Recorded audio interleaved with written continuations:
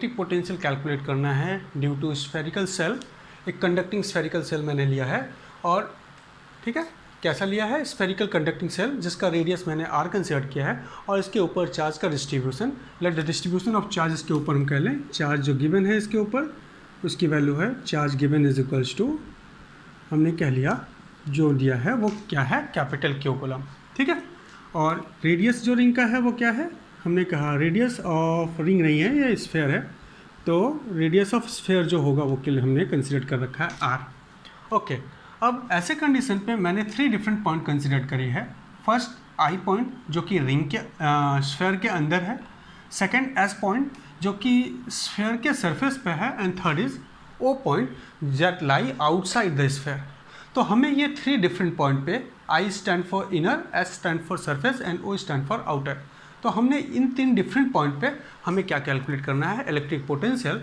और इस स्फेयर का जो सेंटर मैंने कंसिडर किया है वो क्या कंसिडर कर रखे हैं, center will be O dash. तो इसको भी नोट कर लें, the centre of sphere is consider to be O dash मैंने कंसिडर कर रखा है। ठीक है, चलें, तो हम कहेंगे अगर हम इलेक्ट्रिक फील्ड कैलकुलेट करे थे, पीछे हम लोगों ने अपने क्लास में स्टडी करा था कि इलेक्ट्रिक फील्ड अगर हम आउटर रीजन में स्फेयर के कारण कैलकुलेट करते हैं तो इलेक्ट्रिक फील्ड आउटसाइड जो वैल्यू मिल रही थी वो हो रहा था के क्यू, और अगर हम इस सेपरेशन को स्मॉल आर से रिप्रेजेंट करें तो हम कहेंगे this will equals to small are का square, such that small r is greater than capital R. What is capital R? Radius of the sphere. And what is small r? It will be the separation of O point from the center of a sphere. ठीक है, जिसको मैंने r consider कर रखा है। अगर हम लोग इलेक्ट्रिक फील्ड कैलकुलेट करें और वो सरफेस के लिए कैलकुलेट करें, what will be the electric field at the surface of the spherical conductor, तो हमने पाया था the value will be equals to kq upon capital R of square. जिसमें मैंने आर की वैल्यू क्या रख ली, ऊपर वाले इक्वेशन में आर की वैल्यू मैंने स्मॉल आर रख ली, capital R, sorry small R की वैल्यू कैपिटल आर के बराबर रख दी, तो ये आ गया। अब अगर हम इलेक्ट्रिक पोटेंशियल इनसाइड कैलकुलेट करें, इस पॉइंट पे कैलकुलेट करें, इस रीजन में इलेक्ट्रिक पोटेंशियल कैलकुलेट करें, इलेक्ट्रिक फील्ड कैलकुलेट करें, तो हम कहेंगे electric field inside this conducting sphere क्या वैल्यू आ रही थी, तो हमने कहा था उसकी वैल्यू 0 थी। ये कंडीशन कब था, जब r की वैल्यू स्मॉलर देन r हो रही थी। तो ये हमने पीछे कंडीशन जान रखी है इलेक्ट्रिक फील्ड की, कि इन केस ऑफ स्फेरिकल कंडक्टर जो इलेक्ट्रिक फील्ड हमें मिल रहा था उसकी मैग्नीट्यूड डिफरेंट पॉइंट पे क्या थी। ठीक है, इसके बेसिस पे हमने ग्राफ भी देखा था। अब हम देखेंगे कि इसी स्फेयर के कारण इलेक्ट्रिक फील्ड नहीं, इलेक्ट्रिक पोटेंशियल कैलकुलेट करेंगे डिफरेंट पॉइंट पे। तो सबसे पहले अगर हमें इस प्रॉब्लम में इलेक्ट्रिक पोटेंशियल कैलकुलेट करना है डिफरेंट पॉइंट पे, तो हम रिलेशन का इक्वेशन यूज करेंगे जहां हमने इलेक्ट्रिक फील्ड और इलेक्ट्रिक पोटेंशियल के बीच में रिलेशन स्टैब्लिश करा था। क्योंकि हमें पोटेंशियल चाहिए, इलेक्ट्रिक फील्ड गिवन है, हम चाहे तो इस इलेक्ट्रिक फील्ड के इक्वेशन का यूज कर सकते हैं। तो हम कहेंगे हमने मालूम है we know that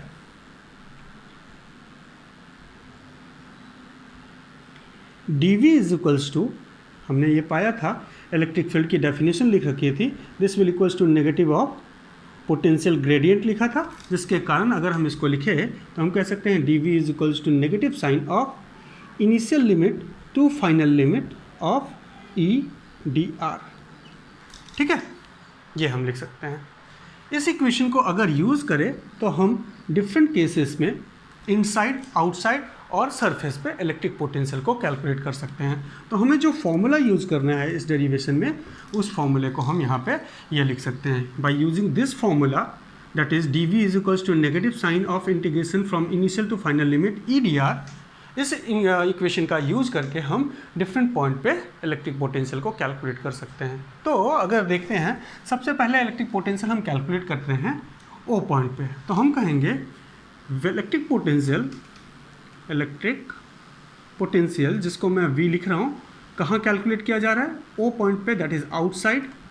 V outside calculate करने के लिए हम कहेंगे कि यहाँ पे R की वैल्यू जो होगी वो रेडियस ऑफ अर्थ से, रेडियस ऑफ स्फेयर से ज़्यादा होगी। ठीक है, हमने क्या कहा, स्मॉल r की वैल्यू कैपिटल आर से ज़्यादा है, इसका मतलब अगर कैपिटल आर रेडियस है तो पॉइंट जो लिया गया है हमने वो कहाँ है, आउटसाइड स्फीयर। तो वी आउटसाइड को हम लिख सकते हैं it is a function of r होगा, आर के रिस्पेक्ट में पोटेंशियल की वैल्यू चेंज होगी। This will equals to integration. अब हम चाह रहे हैं कि इस स्फीयर से एक इन्फानाइट पे मैंने एक चार्ज को रख लिया और उस चार्ज को मोशन करवा के हम लेके आ रहे हैं इस पॉइंट पे। तो पोटेंशियल जो होगी वो क्या होगी, from infinite negative sign use करेंगे। इनिशियल लिमिट कहाँ है, उस चार्ज को हम इन्फानाइट पे रखे थे और एक टेस्ट चार्ज को इन्फानाइट से रख के वो हम उसको कहाँ तक लेके आ रहे हैं, ओ पॉइंट पे जो कि सेंटर से आर सेपरेशन पे है। तो हायर लिमिट क्या हो जाएगी, आर, और इंटीग्रेट करेंगे हम किसको, इलेक्ट्रिक फील्ड को। अब क्योंकि स्फीयर के बाहर हैं तो इलेक्ट्रिक फील्ड का formula if r is greater than R which formula will be use in this equation. तो हम कहेंगे आर की वैल्यू आर से ज़्यादा, small r is greater than radius of sphere का कंडीशन ये है। तो हम यहाँ पे इलेक्ट्रिक फील्ड आउटसाइड के फॉर्मूले का यूज़ करेंगे एंड साथ में इसको with respect to d r integrate कर देंगे। तो अगर करा जाए तो वैल्यू मिलेगी हमें, this will equals to negative क्या है value, k Q upon r of square and d r. ठीक है बच्चों, तो इसको जब इंटीग्रेट करेंगे तो हमें वैल्यू मिल जाएगी, के क्यू तो कॉमन है, वैसे के क्यू कॉन्स्टेंट है, इसे हम कॉमन आउट निकाल लें। सो हमारे पास इंटीग्रेशन ऑफ क्या मिलेगा, r raise to the power minus two d r, और इसका इंटीग्रेशन करेंगे तो हमें वैल्यू मिलेगी प्लस के क्यू अपॉन आर। तो हमने सबसे पहले कैलकुलेट किया, रिजल्ट को अगर लिखा जाए तो इस पोजीशन पे इलेक्ट्रिक पोटेंशियल की वैल्यू क्या आ जाएगी, तो हम कहेंगे k Q upon are.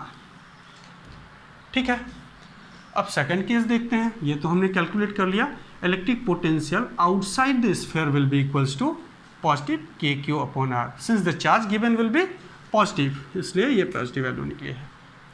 Now अब हम सरफेस पे कैलकुलेट करें तो electric potential when are is equals to R, तो हमें सिंपली क्या करना होगा बच्चों, हमने ये जो इंटीग्रेशन करी है from initial limit infinite to final limit in small r, इसी स्मॉल आर के जगह पे हम क्या कर लेंगे, हम लिमिट रख देंगे कैपिटल आर की। तो हम सिंपली कह सकते हैं इस इक्वेशन में आर को रिप्लेस किससे कर देना है, हमें कैपिटल आर से, रेडियस ऑफ अर्थ स्फीयर से। तो हमें जो पोटेंशियल मिलेगा पोटेंशियल सरफेस पे उसकी वैल्यू क्या आ जाएगी, तो हम कहेंगे दिस विल इक्वल्स टू के क्यू बाई कैपिटल आर। कैसे आया, तो हमने कहा कि या तो हम इसको इंटीग्रेट कर लें, इसका इंटीग्रेशन कर सकते हैं, तो ऐसे हम इंटीग्रेशन कर सकते हैं, integration of V with respect to r जो करना है, और यहाँ आर की वैल्यू क्या है, कैपिटल आर है, तो इसको लिख सकते हैं माइनस इंटीग्रेशन कहाँ से किया, इन्फानाइट से कैपिटल आर तक, जब आर की वैल्यू कितनी हो गई, स्मॉल आर की वैल्यू कैपिटल आर के बराबर हो गई, और ई कब का यूज़ करना है, जब कैपिटल आर, तो दिस विल इक्वल्स टू के क्यू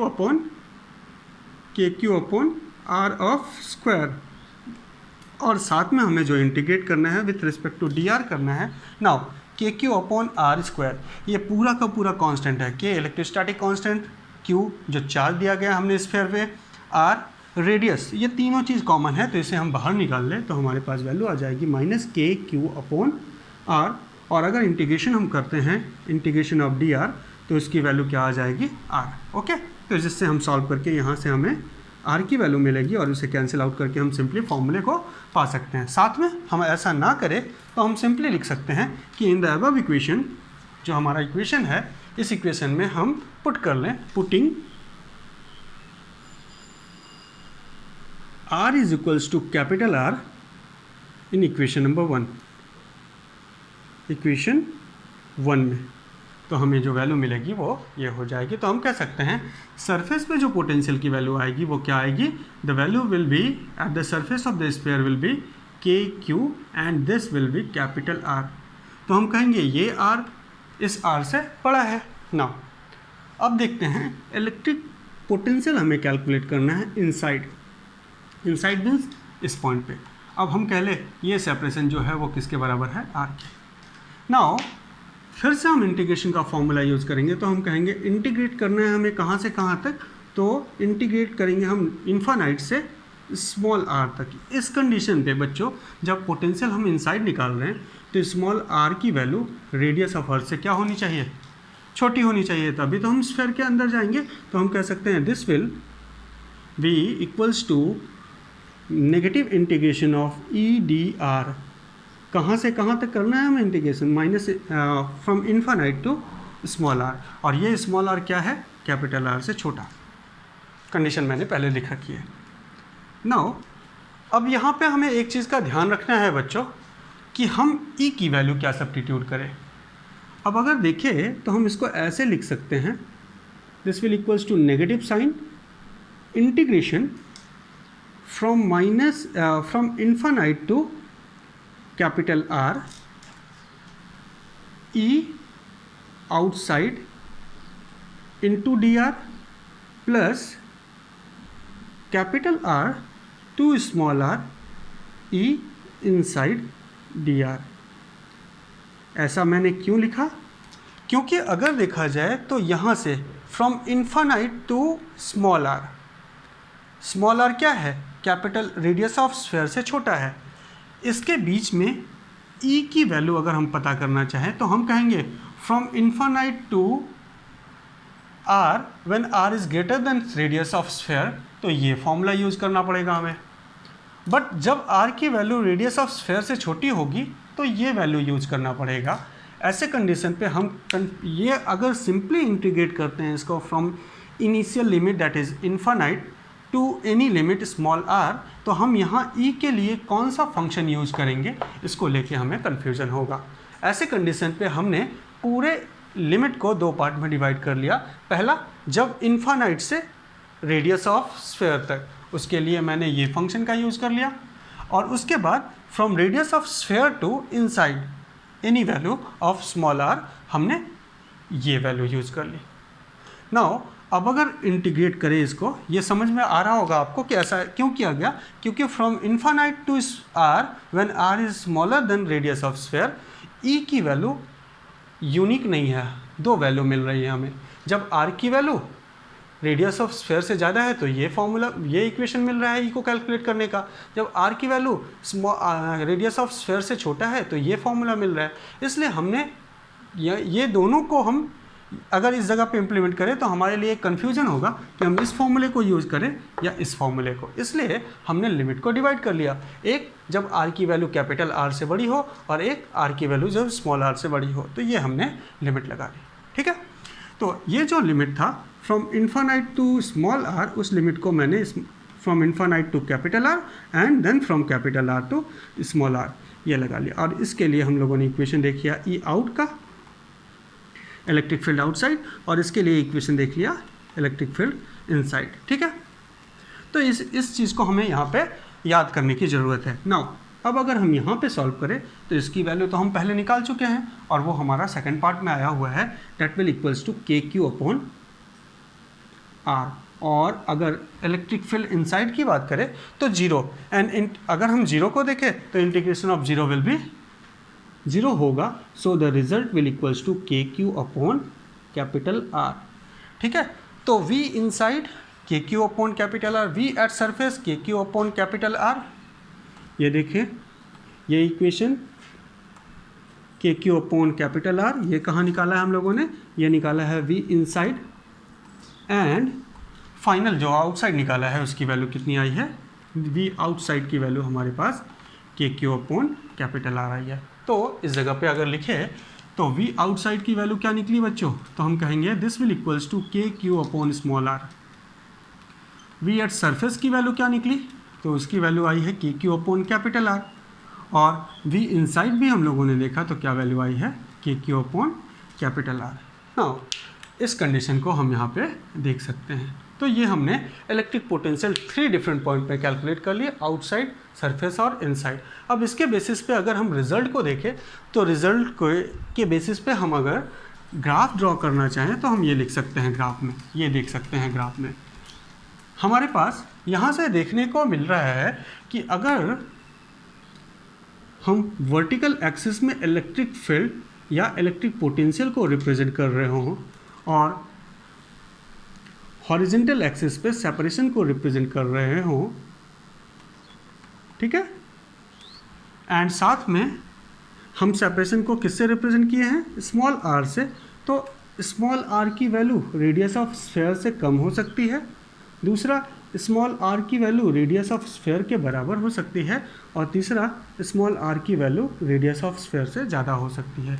तो ये जो रीजन हमें मिलेगा, ये रीजन किसका होगा, inside sphere, this will be at the surface, and ये जो रीजन मिलेगा हमें वो कैसा हो जाएगा, आउटसाइड। नाउ अब देखिए, when small r is equals to capital R surface पे, तो सरफेस पे at the surface this will be the line which represent the surface of the sphere. Okay, now अगर हम इलेक्ट्रिक फील्ड को देखें तो उसकी वैल्यू कितनी है बच्चों, तो हम कहेंगे k Q upon r square, and अगर इलेक्ट्रिक पोटेंशियल को देखा जाए तो के क्यू अपॉन आर। इन दोनों वैल्यूज़ में हम देखेंगे कि ये वैल्यू पोटेंशियल की जो वैल्यू है वो इलेक्ट्रिक फील्ड की वैल्यू से ज़्यादा है। तो हम ये कह सकते हैं, if this point represent k Q upon r, so this point represent k Q upon r square, ठीक है। तो ये किसके लिए है, इलेक्ट्रिक फील्ड एट सरफेस, ये किसके लिए है, पोटेंशियल एट सरफेस, ठीक है।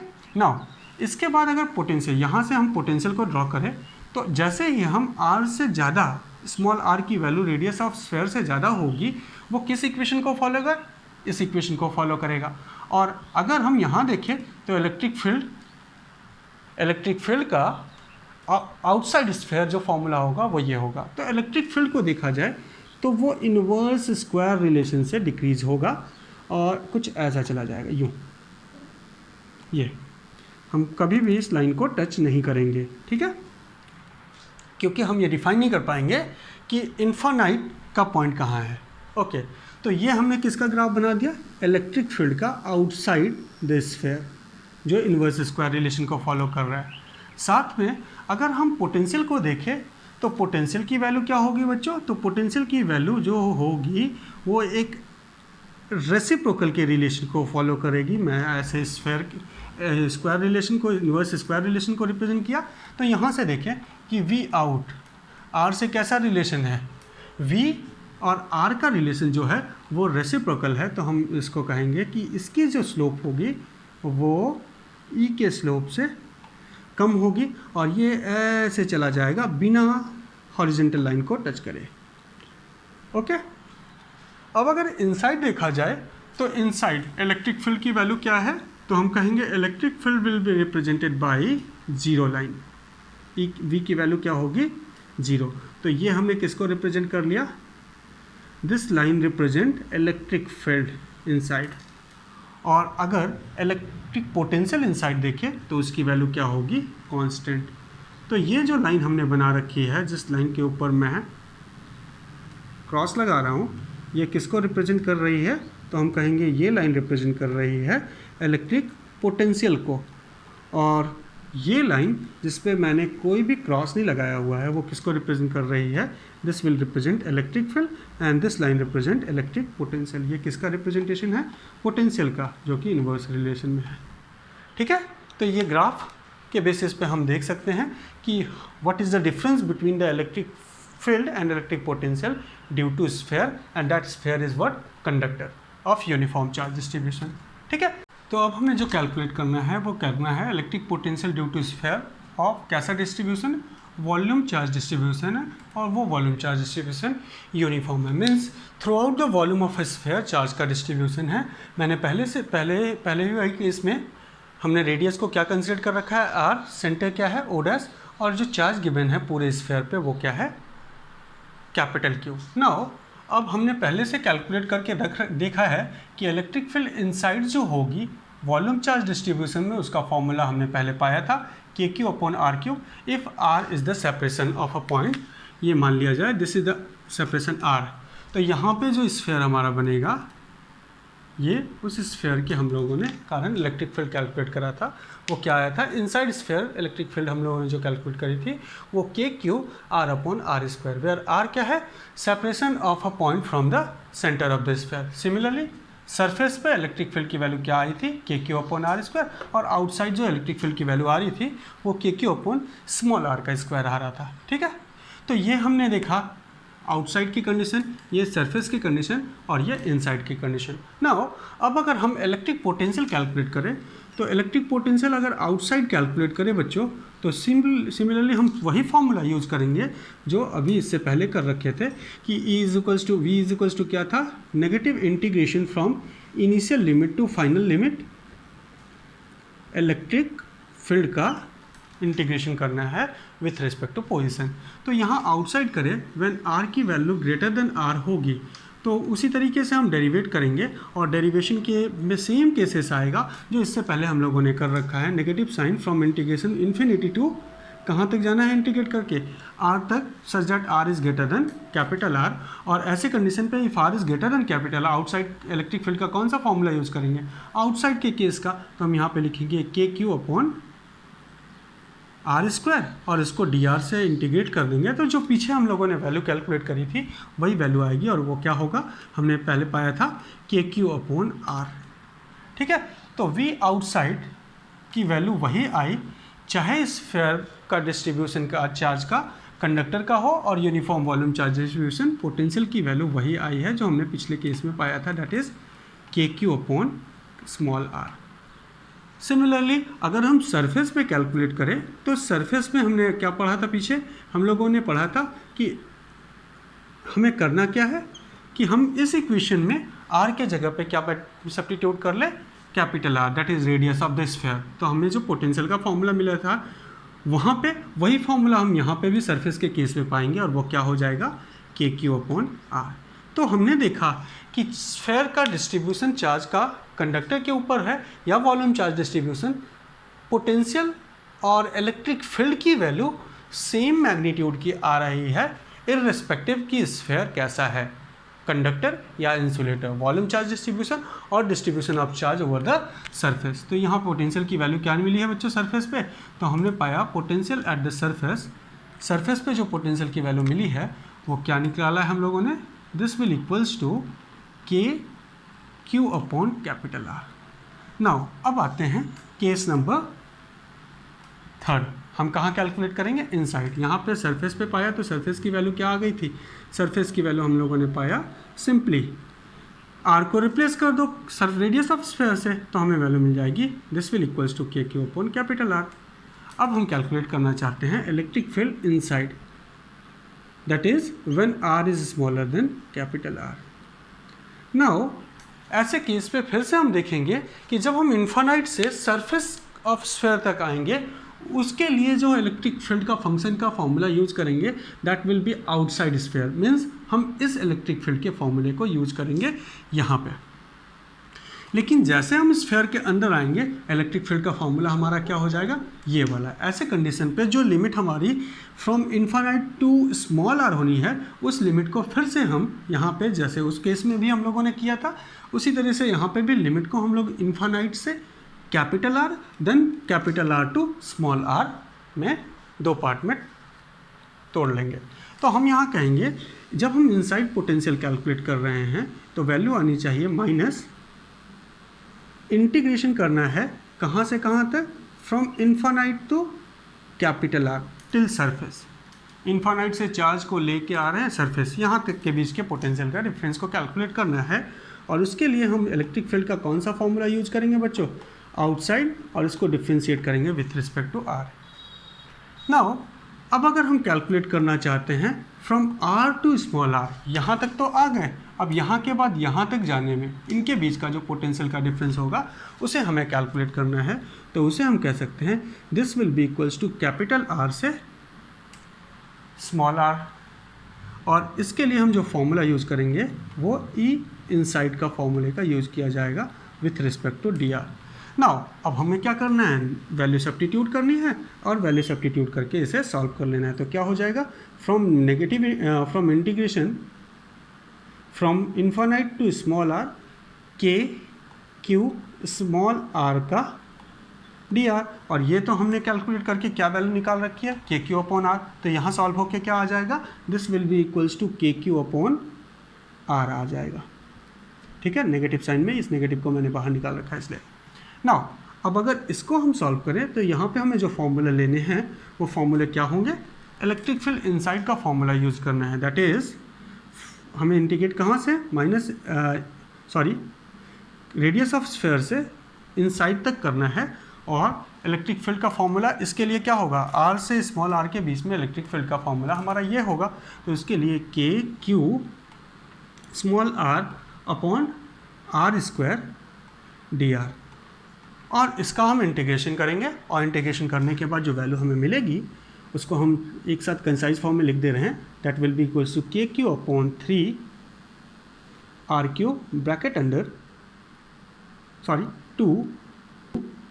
3 R square minus R square. ये फॉर्मूला हमारे पास जनरेट होके आएगा वी इनसाइड। तो जिसको हम यहाँ पे लिख लें कि electric field due to volume charge distribution, electric field की वैल्यू ये आएगी इनसाइड, बट आउटसाइड पोटेंशियल जो आएगी इनसाइड उसका फॉर्मूला हमें क्या मिला, this will also return as K Q upon 2 R cube bracket के अंदर क्या वैल्यू है 3 R square minus R square.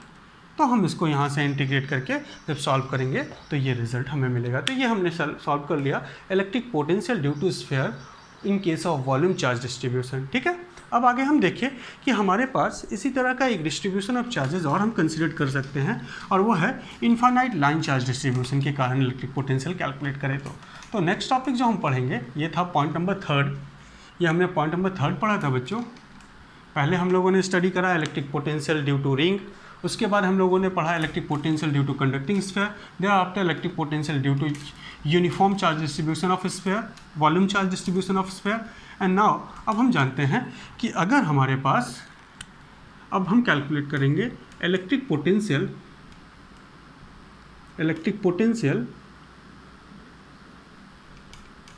Due to infinite line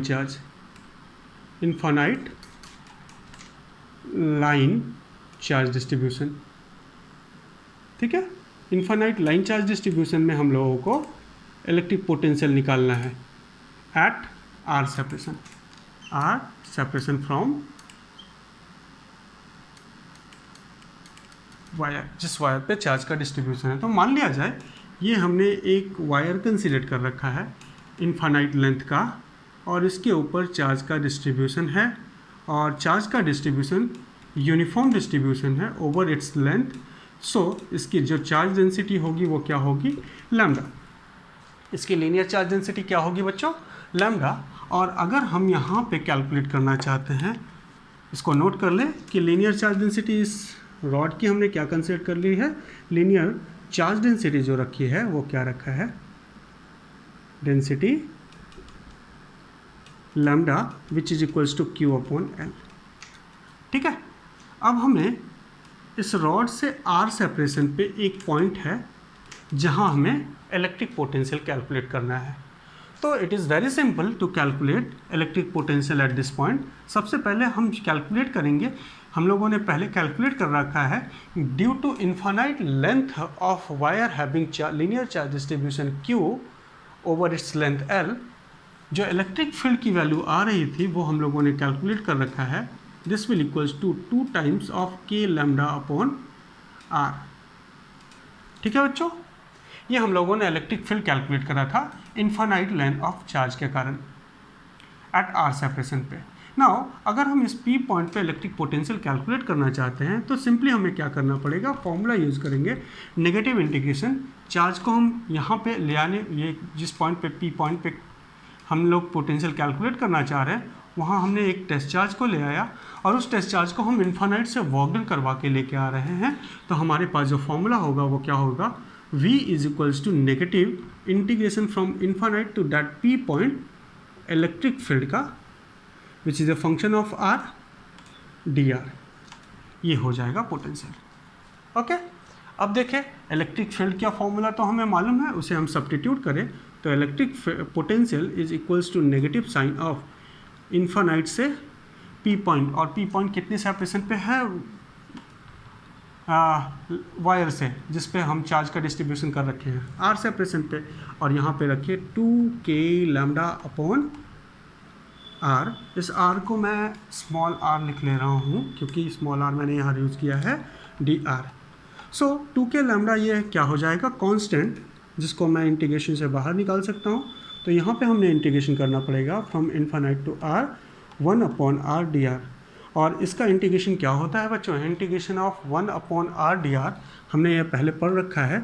integration of d x upon x is equals to log e base x, log e base x. ऐसे condition पे इसका integration करेंगे तो हमारे पास क्या आएगा, 2k लैम्डा लॉग ई times, log का base क्या होगा e, और integration of r is r, और इसको हम लोगों ने कहाँ से करा है, r to infinite. So log of infinite will be 0, हमें जो वैल्यू मिलेगी वो क्या हो जाएगी, 2k lambda log base r। ठीक है, तो ये हमने रिजल्ट को कैलकुलेट कर लिया। तो हमारे पास जो पोटेंशियल की वैल्यू मिलेगी आर सेपरेशन पे वो क्या मिला, ये रिजल्ट। अब अगर हम कह लें कि मान लिया जाए हम इस आर पॉइंट से दूसरे किसी आर पॉइंट तक पॉइंट को लेके जा रहे हैं, let this will be equals to r initial, हमने पॉइंट को पी यहाँ रखा था और आर फाइनल यहाँ तक लेके आ रहे हैं चार्ज को। तो यहाँ पे हमारी लिमिट क्या हो जाएगी, from R2 to r initial to r final. तो यहाँ से इस इक्वेशन में हमें कुछ चेंजेस करने पड़ेंगे, और वो चेंजेस यहाँ पे हमें आर की वैल्यू क्या रखनी होगी, this will be r final and this will be r initial, जिससे हम कैलकुलेट कर पाएंगे कि this will equals to 2k lambda log value of r final minus r initial, और लॉग के अंदर सब्ट्रैक्शन को हम डिवीज़न के फॉर्म में भी लिख सकते हैं। तो ये हमारे पास फॉर्मूला आ जाएगा। पोटेंशियल डिफरेंस क्या निकाला हम लोगों ने, जब चार्ज को हम कहाँ से मोशन करवा रहे हैं, इस पी पॉइंट से इस पी पॉइंट तक। पहले तो हम लोगों ने केस देखा इन्फानाइट से लेके आए, और दूसरे वाले में हम लोगों ने देखा पी से पी पे लेके जा रहे हैं। तो ये फॉर्मूला हमारे पास आया। सो इलेक्ट्रिक पोटेंशियल का जो फॉर्मूला हम लोगों ने कैलकुलेट करा है वो क्या कैलकुलेट करा है, electric potential between the 2 point, that is V infinite minus V at r. इसको जब कैलकुलेट कर रहे थे, सॉरी आर माइनस इन्फानाइट, तो उसकी वैल्यू क्या आ रही थी, उसकी वैल्यू को हम लोगों ने यहाँ कैलकुलेट किया, this will equals to 2k lambda log r. लेकिन जब हम electric potential to different point पे कैलकुलेट करें, दैट इज R2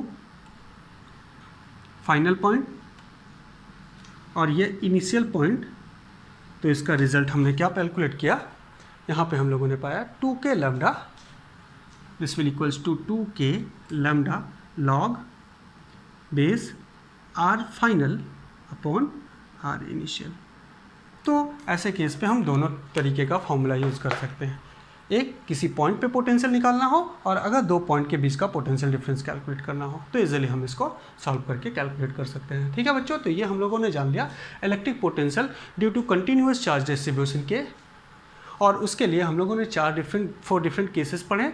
पहला रिंग का केस, दूसरा स्फेयर लिया और स्फेयर पे कंडक्टिंग स्फेयर था, और उसके बाद हम लोगों ने कैलकुलेट करा इंसुलेटिंग स्फेयर जिस पे वॉल्यूम चार्ज डिस्ट्रीब्यूशन लिया गया था, एंड देयर आफ्टर हम लोगों ने इन्फानाइट वायर जिसका इन्फानाइट लेंथ था और उसके ऊपर लीनियर चार्ज डिस्ट्रीब्यूशन गिवन थी, उस पर हम आर सेपरेशन पे पोटेंशियल को कैलकुलेट करें। ठीक है, तो ये हम लोगों ने जान लिया कंटिन्यूअस चार्ज डिस्ट्रीब्यूशन के प्रॉब्लम।